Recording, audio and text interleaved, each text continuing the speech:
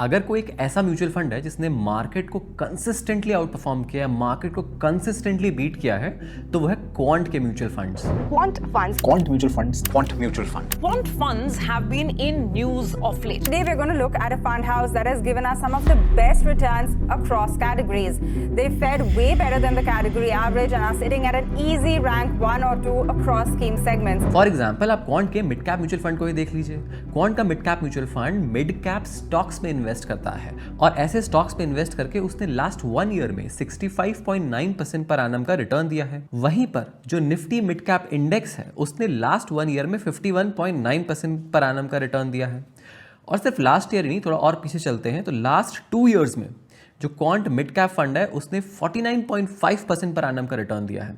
वहीं पर जो मिड कैप इंडेक्स है उसने लास्ट 2 इयर्स में 39.5% पर एनम का रिटर्न दिया है। थोड़ा और लॉन्ग टर्म चलें तो लास्ट 5 इयर्स में इस स्कीम ने 38.5% का रिटर्न दिया है पर एनम। वहीं पे जो इसका रिस्पेक्टिव इंडेक्स है which is mid cap index, उसने सिर्फ 29.5% पर एनम का रिटर्न दिया है। दिस इज ह्यूज, क्योंकि इसका मतलब ये है कि क्वांट म्यूचुअल फंड सिर्फ शॉर्ट टर्म में नहीं, लॉन्ग टर्म में भी मार्केट को आउट परफॉर्म करता है, इंक्लूडिंग द टाइम जब कोविड इंडिया में हिट किया था, जिसकी वजह से मार्केट काफ़ी टैंक हुए थे। और ये बात सिर्फ क्वांट मिड कैप के बारे में सच नहीं है, जिसके बारे में अभी हमने एग्जाम्पल के तौर पे बात करी है। ये एक्चुअली ऑलमोस्ट हर क्वांट म्यूचुअल फंड के बारे में ट्रू है। For example quant small cap, quant active fund, quant momentum fund वगैरह वगैरह।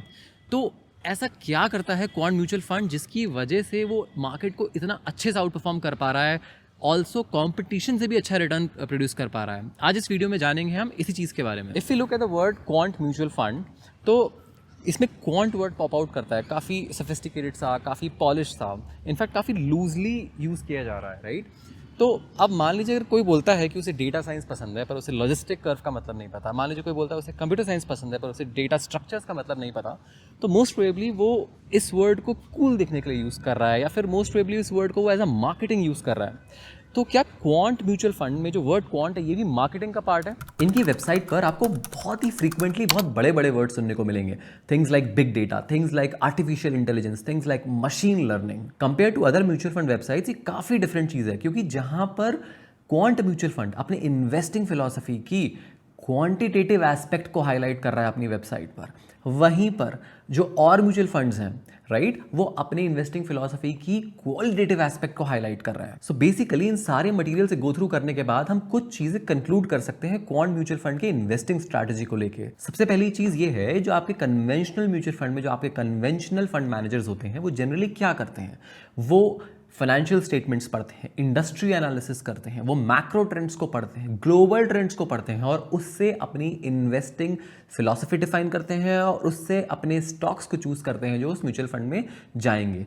वर्सेस क्वांट म्यूचुअल फंड, जहां पे क्वांट म्यूचुअल फंड की बात आती है, क्वांट म्यूचुअल फंड ये सारे काम करता है पर इसमें एक क्वांटिटेटिव एनालिटिक्स का पार्ट जोड़ देता है। एक बार पे स्क्रीन पे क्वांट एक्टिव म्यूचुअल फंड और quant small cap mutual fund की आप होल्डिंग्स देखिए वेरियस टाइम फ्रेम्स में, कि इस दिन क्या थी, अगले 6 महीने में क्या थी, उसके अगले 6 महीने में क्या थी। इनकी म्यूचुअल फंड होल्डिंग्स बहुत जल्दी जल्दी चेंज कर रही हैं। ऐसा जनरली और म्यूचुअल फंड्स के साथ नहीं देखा जाता है, जहां पे म्यूचुअल फंड होल्डिंग्स थोड़ी बहुत चेंज करती है, कुछ एक साल में भी, यहाँ पे 6-6 महीने में इतनी चेंज कर रही है। तो इस तरह का जो एडजस्टमेंट है, राइट, ये मैथमेटिकल बेस्ड एडजस्टमेंट, और ये मैथमेटिकल एडजस्टमेंट आपको बहुत ज्यादा दिखेगा क्वांट के म्यूचुअल फंड्स में वर्सेस अदर म्यूचुअल फंड्स जहां पे इतना जल्दी एडजस्टमेंट नहीं करते हैं।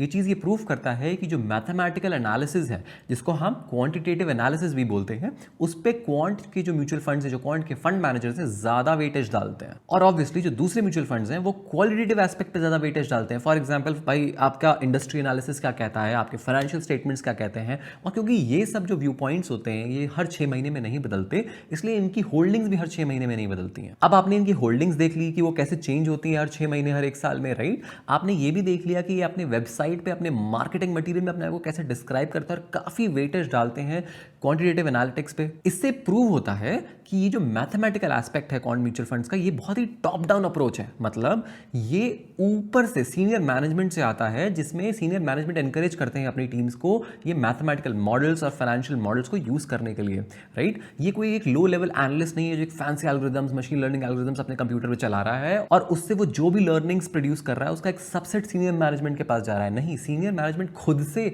एनकरेज करता है। ये बहुत ही कम फर्म्स में देखा जाता है और ये बहुत ही एनकरेजिंग चीज है। इसका मतलब ये है कि जो सीनियर मैनेजमेंट है उसको प्रेडिक्टिव एनालिटिक्स, मैथ्स की बहुत ज़्यादा अंडरस्टैंडिंग है और वो बहुत ज़्यादा बिलीव करते हैं कि this is the way forward. In fact Sandeep Tandon जो बेसिकली फाउंडर है क्वांट म्यूचुअल फंड के, उनका एक कोट है इनकी वेबसाइट पे, वो बोलते हैं कि while terms like artificial intelligence / machine learning and big data have recently come into vogue, at Quant we have been using these data analytical techniques since over 10 years. But एक ऐसा mutual fund जो maths को use करके returns produce कर रहा है, एक ऐसा म्यूचुअल फंड जो क्वांटिटेटिव एनालिटिक्स को यूज करके रिटर्न्स प्रोड्यूस कर रहा है, ये है तो बहुत अच्छी चीज़, रिटर्न्स भी हमें इसमें दिख रहे हैं, बट इसमें एक बहुत बड़ा डिसएडवांटेज है।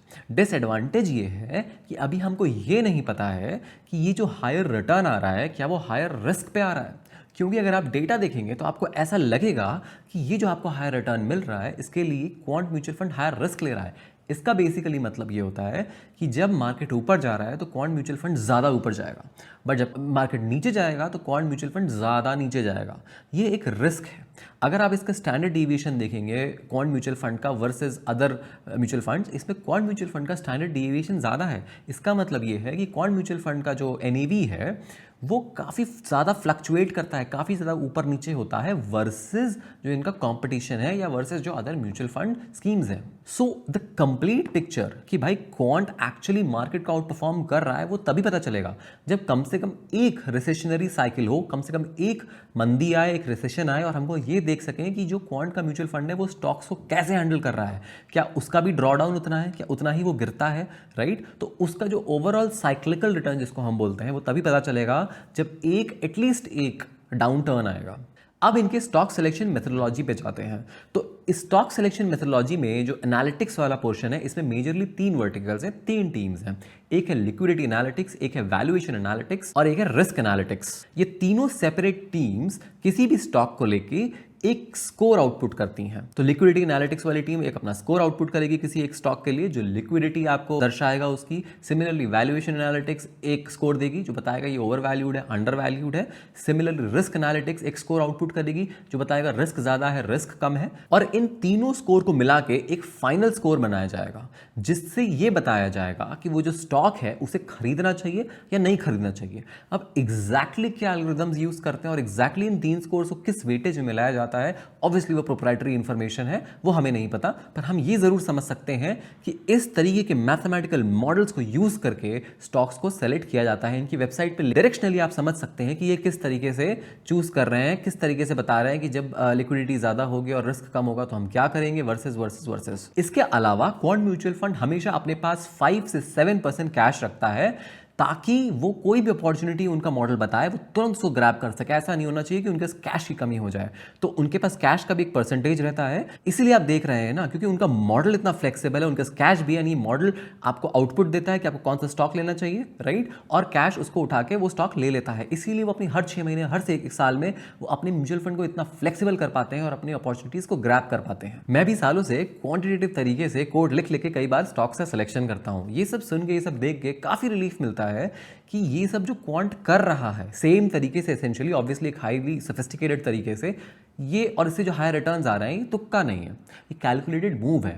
ऑब्वियसली कैलकुलेटेड मूव सही होगा कि गलत ये बात हम नहीं करेंगे, बट ये कैलकुलेटेड मूव है, ये चीज़ इंपॉर्टेंट है। और एक इनके बारे में रिसर्च करने में जो मेरे को एक शॉकिंग चीज़ पता लगी वो है अर्थ एनालिटिक्स। अब अर्थ एनालिटिक्स क्या चीज़ है? तो क्वांट म्यूचुअल फंड सिर्फ करंट एनालिटिक्स में इन्वेस्ट नहीं करते हैं कि स्टॉक्स चूज कैसे करना है, वो अपनी R&D में भी इन्वेस्ट करते हैं। म्यूचुअल फंड में R&D क्या होती है? म्यूचुअल फंड में R&D होती है ऐसे प्रोसेसेस को ढूंढना, ऐसे साइंटिफिक टेक्निक्स को ढूंढना जिससे वो मार्केट में आउट परफॉर्म कर सके अपने कंपटीशन को। तो ऐसे ही एक चीज़ है अर्थ एनालिटिक्स, जहाँ पे ये लोग कोरिलेशंस और कॉजेशन स्टडी करते हैं between different things that are happening in the world. For example, अगर सन में एक जियोस्टॉर्म आता है, उससे टेम्परेचर इंक्रीज होता है, इसका कितना कोरिलेशन है? टेम्परेचर इंक्रीज होने से लोगों का बिहेवियर, लोगों की मूड, लोगों का कंजम्पशन, किसी चीज़ का कंजम्पशन कितना बढ़ रहा है, किसी चीज़ का कंजम्पशन कितना कम हो रहा है, लोगों की रिस्क टेकिंग एबिलिटी कैसे कम ज़्यादा हो रही है। इसका यूज़ करके ये लोग ये भी पता लगाने की कोशिश कर सकते हैं कि दुनिया में फेमाइन आने वाला है, फेमाइन यानी भुखमरी, दुनिया में ड्रॉट आने वाला है यानी सूखा, या फिर कोई वॉर होने वाला है। इस तरह के ब्लैक स्वॉन इवेंट्स जिसको हम बोलते हैं, जो सदियों में एक बार होते हैं, बट जब होते हैं तो सब कुछ उड़ा देते हैं, ऐसी चीज़ों को प्रेडिक्ट करना भी ये लोग चाहते हैं।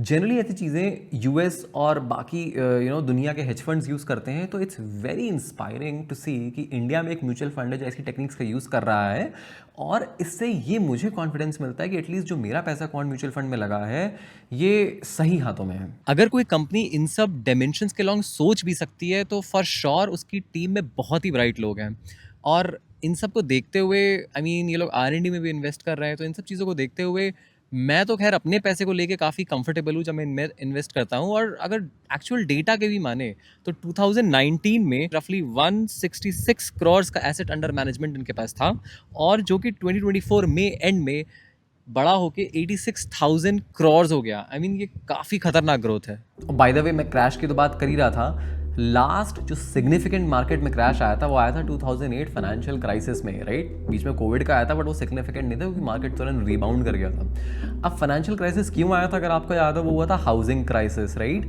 Mortgage crisis, mortgage back security, CDO, and बहुत सारे टर्म्स सुने होंगे। अगर आपको जानना है कि एग्जैक्टली क्या हुआ था फाइनेंशियल क्राइसिस में, तो ये वीडियो जरूर क्लिक करिए। अगर आपको वीडियो पसंद आए तो please do like, share and subscribe. मिलते हैं अगले वीडियो में। Thank you.